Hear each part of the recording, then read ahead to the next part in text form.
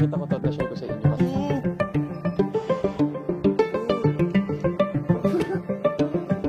Used to have this favorite place ko.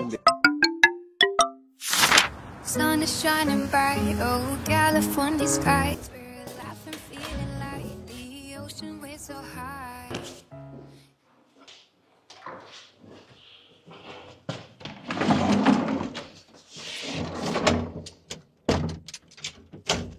Punta tayo sa kotse kasi bukas street cleaning.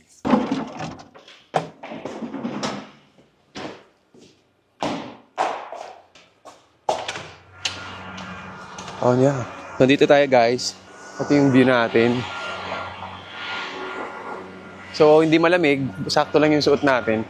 Try nating maglakad. Maglalakad lang tayo papuntang parking. Medyo malapit-lapit naman siya. Pang thumbnail. Okay, lakad na tayo. Okay. So maglalakad tayo papuntang parking. Hindi mainit. Kasi usually, lumalamig pa dito mamayang mga 5 PM pa. Pero pag ganitong oras, hindi pa naman malamig. Hindi ako nagdala ng scooter kasi gusto ko lang maglakad. Kasi minsan, healthy, exercise na din, tsaka maliwaliw-liwaliw ka. May homeless dito, nagbabala. Tapos lasing.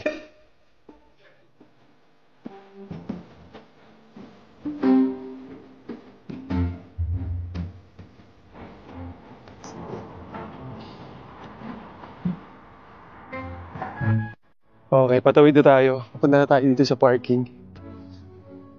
Ang sarap nung init kasi paggabi sobrang lamig na ngayon kasi nga winter. Pero dito sa LA, hindi masyadong nagwi-winter ng todo. Pero pag sobrang dilim na, sobrang gabi na, malamig din talaga.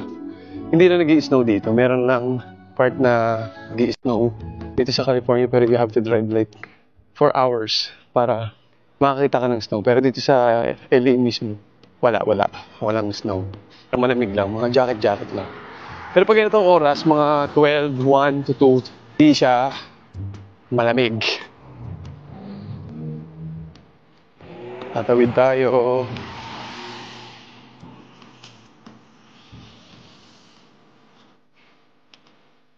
Tingnan itong Christmas tree guys. Di ba sa Pilipinas, usually ang Christmas tree, yung nabibili sa mall, tapos ikaw yung mag-setup na plastic lang. Dito sa Amerika, most of them are using the real one.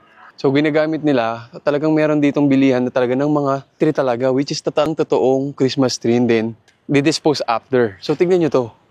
Ang galing. This is a real Christmas tree. Oh. Ang sabi dito, matagal daw to ng months kasi yung kaibigan namin, punta kami sa bahay nila, matagal lang siya ng mga 2 to 3 months, then after that, may mangingitim na siya. Ang galing lang kasi talagang totoong puno siya. So ayan, dinispose na nila. Galing guys. Tingnan nyo to guys, another.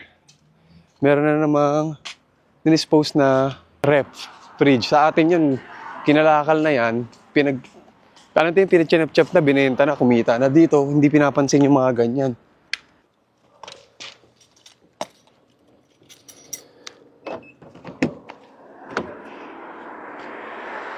So ngayon, nahanap tayo ng parking na mas malapit sa atin, di ba? Hanap tayo ng parking na mas malapit sa apartment. Tapos, gym na tayo after. Sige, pwede rito. Ayan, pwede rito. Nakahanap tayo ng parking. Ayun o, yung red. Nakita niyo ba? Wednesday, 8 AM to 10 AM Wednesday. Okay, walk na tayo sa paulit babahay. Papakita ko sa inyo dito. Ayan, safe na tayo dito. Papakita ko sa inyo dito guys na kahit nasa US ka, akala ko talaga kapag nasa Amerika ka, syempre di ba mayamang country to. Pulubi, pero dito homeless ang tawag. Kumaga may mga taong walang bahay.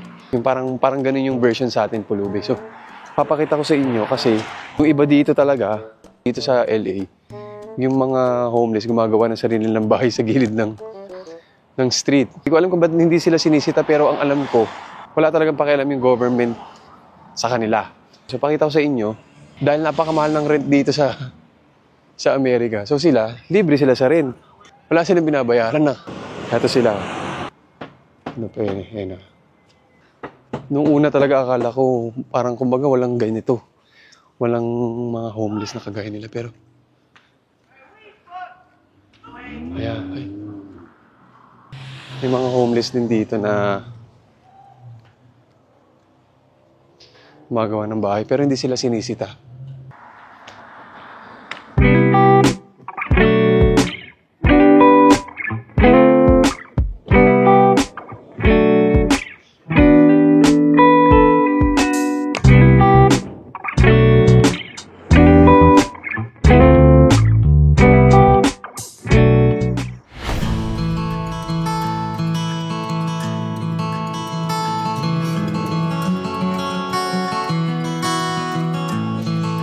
Today is Sunday. It's been a while na nasama ko kayo sa simbahan. Sunday is my favorite day kasi nagsisimba tayo and nagpapasalamat tayo sa lahat ng mga blessings na binibigay ni Lord sa atin. Ngayon, ang daming mga naglalakad dito kasi pag Sunday talaga halos busy ang mga tao. So, samahan niyo ako, sasama ko kayo. Ang lamig ng weather today, ang sarap sa pakiramdam. Kaya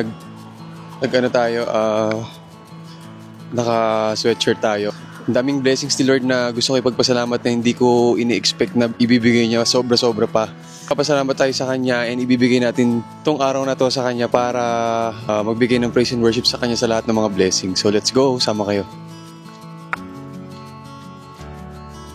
Sa lahat ng mga nagbe-message sa akin, until now nakaka-receive ako ng paano ko na-handle yung anxiety, paano ako gumaling, paano ko na-manage.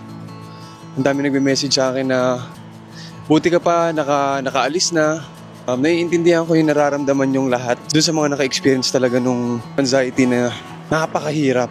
Pero gusto ko lang sabihin sa inyo guys na the only thing na nagpapatakas sa akin or nagpagaling sa akin talaga is every Sunday. Nagkasabi ako kay Lord lahat ng mga problem and then every time na makakaramdam ako ng pagwo-worry, binibigay ko talaga sa Kanya lahat. Sa Kanya ako nagsasabi, sa Kanya ako nagsusumbong guys. And every Sunday, after church, after ko sabihin sa Kanya lahat ng mga sumbong ko, mga worry ko sa buhay, literally pagkalabas ko ng church, ang gaan sobra sa pakiramdam. I feel like, alam mo yun, na-refresh na naman ako para may lakas akong harapin ulit yung hirap dito sa mundo na paramdam niya sa akin talaga. Yung presence niya, after kong magsabi sa Kanya, nakakaramdam ako ng peace, maluwag, as in. Kaya sa mga minusumpong pa rin until now, and nagwo-worry and may anxiety pa rin guys, magsimba kayo, sabihin niyo sa Kanya lahat at ibigay niyo lahat ng worry niyo sa Kanya. I'm telling you, siya lang yung nakasagot and siya lang din wala nang iba. Kaya every Sunday, hindi ko pinapalagpas na hindi ako makapagsimba sa Kanya. Since pinaramdam niya sa akin na hindi niya ako pinabayaan. I'm telling you guys, hindi pa huli ang lahat. Kung gusto niyo talagang maramdaman yung peace sa sarili niyo at mawala yung pag-worry niyo, ito lang yung sagot, siya lang. Wala nang iba. Ang ganda ng view natin habang sinasabi ko to. So, waiting for 12:15 service. Patapos pa lang, and medyo maaga ako today. I'm so excited, yun. Ang daming blessings ni Lord pagpasok ng taon na to na hindi ko in-expect na instead na mag-worry. Hindi na ako nag-worry kasi magugulat ka na lang nangyayari na sa'yo yung mga bagay na minsan hindi mo hinihiling, hindi kasama sa prayers mo, pero mas sobra-sobra pa yung binibigay niya.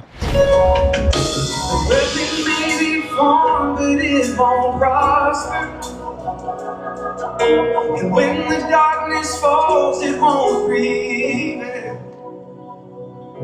'Cause the God I serve knows only how to triumph. Hi guys, tapos na ulit tayo mag-church. And thank you Lord for everything. Pauwi na tayo. Hi guys, good morning. Other day, punta na tayo sa gym. Kailangan ko palang bumili ng gloves kasi di ko alam bakit nawawala yung gloves. Lagi, ayan, ito, pangilang gloves ko na to. So, itong gloves na to, isa na lang, wala na yung isang piraso. Kailangan ko bumili ulit para iwas kalyo tayo sa kamay. Ito na lang, dito sa may kanto, merong mga bilihan ng mga pang like sportswear, pang gym, pang mga sports thing. So, samahan nyo ako, bibili tayo ng gloves. Mura lang naman yung mga $20 something. So, nagamit ko rin naman siya ng mga more than a year na.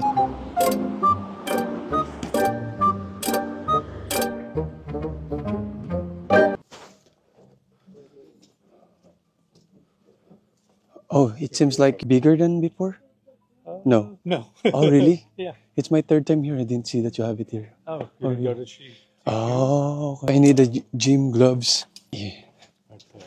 Thank you. Got the Yeah. picture that I used to have man this. went in. Thank you. So, ito yung mga pang gym gloves nila. Ayan.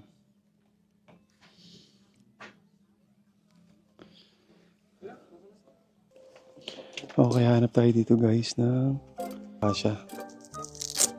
Ito. Oh, this one is better. Okay, medium kukunin natin.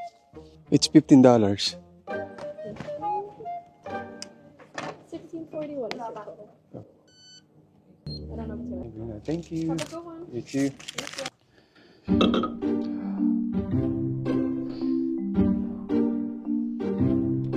Natin.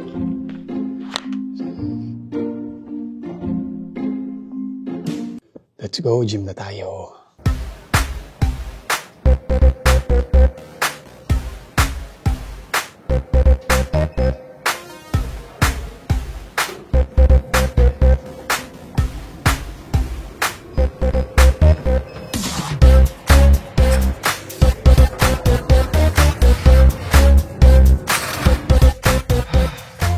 Kunin natin yung strawberry.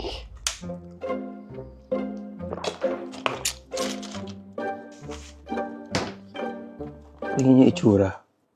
Sobrang special niya compare sa ibang strawberry na binibenta rito sa Amerika. Special siya kasi, I would say, meron siyang, nakita niyo parang may mga separation, ano pa siya? Separation anxiety. Separation, yun, may mga ganong, may foam na divider, which is para kung sakaling may bulok yung isa, hindi siya magdidikit-dikit. So, hindi ko alam kung kailangan pa hugasan to, pero hugasan natin. Ayan. Yan yung loob. Let's unbox this. Unbox this. And then, meron tayo nito, condensed milk. Kasi guys, favorite ko to sa Japan. Every time na pumupunta ako sa Japan before, nakakita ko ng strawberry doon. The best strawberry for me sa buong mundo. As in, doon talaga makikita mo yung itsura niya. Parang plastic na sa sobrang linis. Saka sobrang parang, alam mo yung laruan na ginawa. Actually ito, pag kinumpare mo yung itsura niya, yung sa Japan, mas kulay red na red siya. Tsaka mas malinis. Ito, medyo may balahibo pa eh. Sa Japan, as in, sobrang linis. Okay, lilinisin na natin yung strawberry para just to make sure pa din. Tignan niyo yung itsura ng loob. O, diba? Sobrang linis. Ito lang medyo, dapat nakaayos to eh. Dapat nakaganyan to eh. Okay, guys. I think I need to clean this pa rin. Malinis siya. Clear. Pero iba pa rin yung sa Japan. Pero compare sa strawberry normally na strawberry ng Amerika, this one is much better for me. I think, nalaman natin yan kasi tingnan yung texture. Ayan, lapitan natin. Ang linis. O, diba? Malalaman natin yan sa tamis, sa lambot, or sa texture.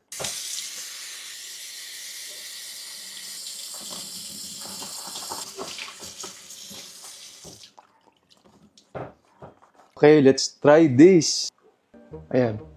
And then, maglalagay ka ng condensed milk sa ibabaw. Ganito siya, guys. So, titingnan natin kung kasing sarap siya ng strawberry sa Japan.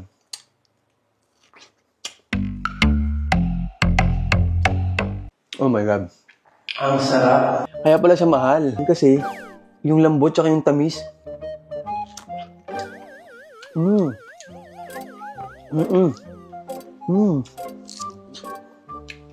Yung strawberry dito sa US, masarap din siya. Pero iba kasi yung strawberry talaga ng Japan. And then ngayon, yung nagman ko yung sa Korea, masarap din. Iba lang talaga yung level nung sa Japan. Ayan.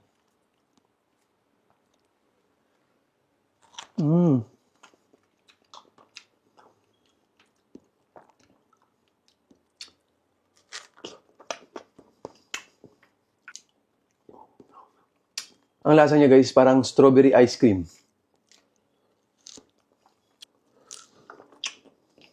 Ang sarap. Banana, strawberry, mangga na may bagoong. So kahit busog na tayo, kaya kong kumain ng ganito.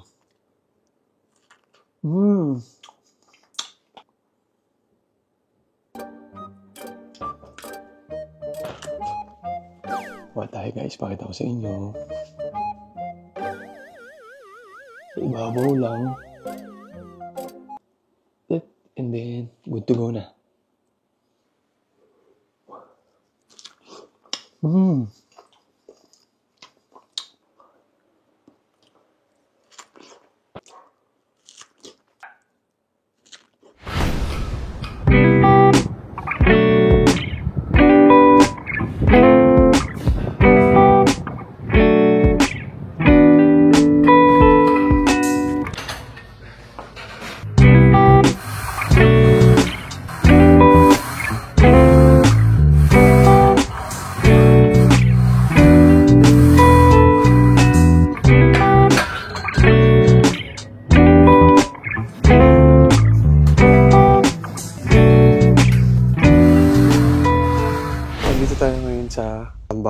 faucet. Ngayon, kailangan ko idikit tong pinaka-charger niya. Pakita ko sa inyo ito. Gusto ko yung nakadikit na siya sa wall para every time na i-charge siya, pasalpak na lang natin siya. Ito. Ayan yung charger niya. Tapos ito yung nasa wall. So, ko ilagay dito sa taas. Ayan, para nakababa lang siya dyan. Tapos andito yung charger outlet sa baba. Gusto ko idikit siya dito para every time na after gamit natin, nakasalpak lang siya dyan. Meron ako ditong double-sided na mga double-sided tape. Dikit natin siya sa likod dito para dumikit sa wall. Okay. Try natin. And then, pag andito lang yung niya. Para pag andito yung outlet, tapos andito yung charger. Masa-charge siya lagi. So, dito sa Amerika, lahat ng mga kumpuni ba tawag dito sa Tagalog? Kailangan matuto ka dito kasi lahat mahal magbayad sa mga lahat dito per hour. Tayo na lang kailangan matuto ka para hindi ka ma-charge. Meron tayong double-sided tape dito, didikit natin yun para dumikit. So,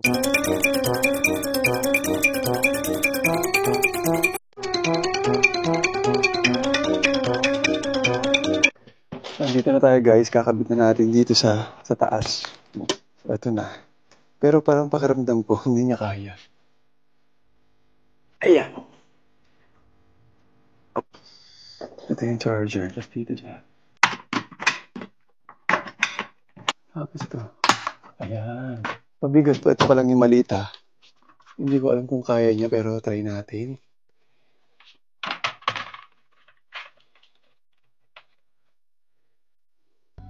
Ayan siya. Tapos naka-charge siya sa ilalim ng ganyan. Ginawa natin yung paraan. Okay na tayo. Nalagay ko na yung hindi na tayo maglinis ng bahay. Using this, mababakim natin lahat ng yung mga alikabok using this, and then papakita ko sa inyo, maglilinis ako kagaya nito, may mga alikabok. Kagaya na lang nito ha, pakita ko sa inyo kung gaano kalit. Ayan. Inyo, tsaka ito sa ibabaw niya, kita niyo, dumi, di ba? Pakita ko sa inyo kung paano niya linisin.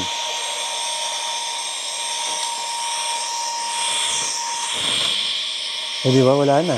Isa pa, oh.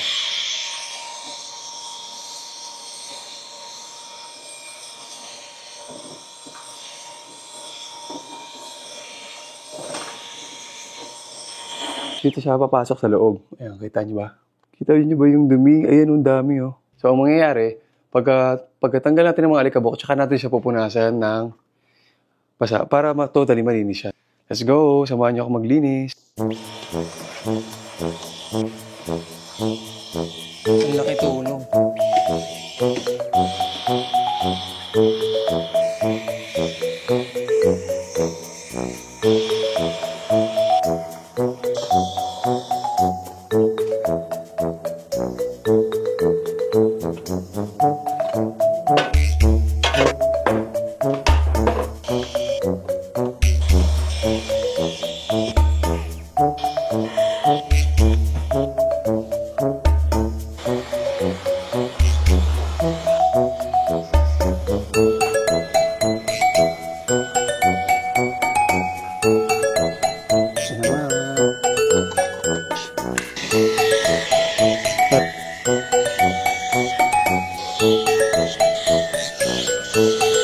Tatapon na natin yung laman nito.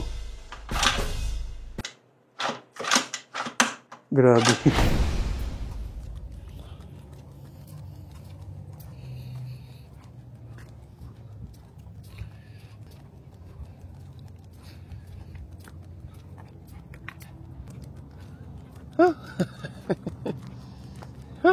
Dito na tayo.